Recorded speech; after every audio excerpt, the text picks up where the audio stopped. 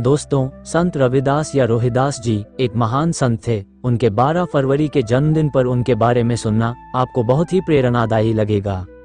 संत रविदास जी तथा संत रोहिदास जी 15वीं शताब्दी के एक महान भक्त, समाज सुधारक और कवि थे। उनका जन्म उत्तर प्रदेश के वाराणसी के पास एक निम्न जाति के परिवार में हुआ था, लेकिन उन्होंने भक्ति, सत्य और प्रेम के मार्ग से समाज में उच्च स्थान प्राप्त किया। उनके विचार आज भी मानवता को सही दिशा दिखाते हैं, जैसे कि जन्म से कोई छोटा बड़ा नहीं होता, उसके कर्म ही उसकी पहचान बनाते हैं। सच्ची भक्ति वह है जो हृदय को शुद्ध कर दे और अहंकार को मिटा दे। मनुष्य को जात पात, ऊंच नीच से ऊपर उठकर ईश्वर की भक्ति करनी चाहिए। ईश्वर के प्रेम में लीन रहने वाला व्यक्ति सदा सुखी रहता है। दूसरों के साथ वही व्यवहार करो जैसा तुम अपने लिए चाहते हो। परिश्रम से अर्जित धन ही सच्चा धन होता है। संतोष सबसे बड़ा धन है। जो व्यक्ति संतोषी है वही सुखी है। दूसरों की सेवा ही सच्ची भक्ति का मार्ग है। मनुष्य का सच्चा आभूषण उसकी सज्जनता और सद्गुण होते हैं। बाहरी आडंबर से ईश्वर को पाया नहीं जा सकता, प्रेम और भक्ति से ही वो मिलते हैं। मनुष्य को अपने कर्मों पर ध्यान देना चाहिए, क्योंकि अच्छे कर्म ही जीवन को महान बनाते हैं। परोपकार से बढ़कर कोई धर्म नहीं है। दूसरों की बुराई करने से पहले अपने दोषों को देखो। सच्चे प्रेम में भेदभाव नहीं होता, ये सबको एक समान देखता है। ज्ञान और भक्ति से अज्ञानता का अंधकार दूर होता है। लोभ और मोह व्यक्ति को बंधनों में बांधते हैं, उनसे मुक्त रहना चाहिए। भक्ति वह है जो आत्मा को निर्मल करे और सत्य के मार्ग पर चलाए।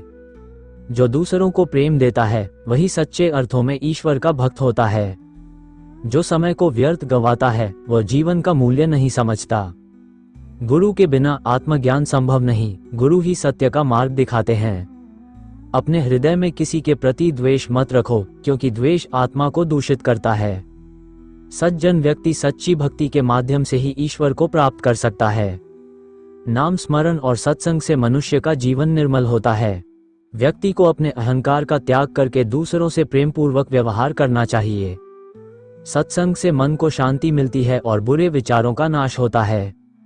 प्रेम, सेवा और परोपकार से जीवन का वास्तविक उद्देश्य सिद्ध होता है। मनुष्य को कभी भी अपने कर्तव्यों से विमुख नहीं होना चाहिए। जीवन क्षणभंगुर है, इसलिए इसे अच्छे कर्मों से सार्थक बनाना चाहिए। प्रभु की भक्ति और सच्चाई से ही जीवन में आनंद आता है। मन चंगा तो कठौती में गंगा। यदि मन शुद्ध है तो ईश्वर की कृपा सदा प्राप्त होती है। संत रविदास जी के विचार आज भी हमें प्रेरणा देते हैं कि सच्ची भक्ति और सेवा से ही जीवन को सार्थक बनाया जा सकता है। संत रविदास जी का जीवन सादगी, भक्ति और समाज सुधार के संदेशों से भरा हुआ था। उनके कई जीवन प्रसंग हमें सच्ची भक्ति, प्रेम, परोपकार और कर्मठता का मार्ग दिखाते हैं। बहुत ही प्रेरणादायी प्रसंग है वो, मन चंगा तो कठौती में गंगा। संत रविदास जी एक साधारण जूते बनाने वाले थे। वे अपनी मेहनत से अर्जित धन से साधुओं की सेवा करते और स्वयं भी प्रभु भक्ति में लीन रहते। एक दिन कुछ लोग गंगा स्नान के लिए जा रहे थे और उन्होंने रविदास जी से चलने को कहा। उन्होंने विनम्रता से उत्तर दिया, मन चंगा तो कठौती में गंगा, अर्थात यदि मन पवित्र हो तो घर बैठे भी गंगा स्नान का पुण्य प्राप्त हो सकता है। जब लोग लौटे तो उन्होंने देखा कि संत रविदास जी की कठौती, जिसमें वे चमड़ा धोते थे, से गंगा जल प्रवाहित हो रहा था। ये चमत्कार देखकर सबने उनके चरणों में प्रणाम किया और उनकी भक्ति को स्वीकार किया। हुआ एक बार काशी के राजा रानी ने संत रविदास जी को निम्न जाति का कहकर तिरस्कार किया और उनकी भक्ति पर संदेह किया। उन्होंने संत जी की परीक्षा लेने का निश्चय किया। उन्होंने संत रविदास जी को दरबार में बुलवाया और उनसे पूछा कि क्या सच में वे ईश्वर के प्रिय भक्त हैं। संत रविदास जी ने उत्तर दिया, ईश्वर के लिए कोई ऊंच नीच नहीं होती। जो सच्चे मन से उनकी भक्ति करता है वही उनका प्रिय होता है। राजा ने उनका उपहास किया और उन्हें निम्न जाति का बताते हुए कहा कि वे भक्ति के योग्य नहीं हैं। तभी अचानक एक अदृश्य शक्ति ने राजा रानी के सोने के मुकुट और गहने गायब कर दिए। वे घबराए और संत रविदास जी से क्षमा मांगने लगे। जब उन्होंने सच्चे हृदय से संत जी के चरणों में सिर झुकाया तो उनके मुकुट और आभूषण वापस प्रकट हो गए। इस चमत्कार से राजा रानी का अहंकार समाप्त हो गया और उन्होंने संत रविदास जी को अपना गुरु मान लिया। एक बार संत रविदास जी ध्यान में बैठे हुए थे। उसी समय एक मेढक पास में आकर बैठ गया और उनके पैर पर चढ़कर आराम करने लगा।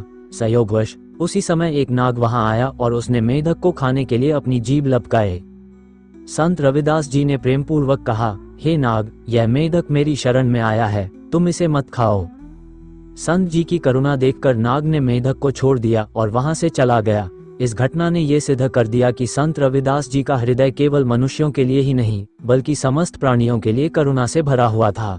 संत रविदास जी बचपन से ही ईश्वर भक्ति में लीन रहते थे। जब वे बड़े हुए तो उन्होंने एक संत से गुरु दीक्षा लेने की इच्छा जताई। संत ने कहा, तुम पहले अपनी जाति से बाहर निकलो, तभी तुम भक्ति के योग्य बनोगे। रविदास जी ने उत्तर दिया, गुरुदेव, यदि जाति छोड़ने से ईश्वर मिलते हैं तो कृपया बताइए कि मैं अपनी जाति कहाँ छोड़ूं। मेरा जन्म एक समाज में हुआ है, यह मेरे हाथ में नहीं, लेकिन मेरा मन सदा प्रभु के चरणों में है।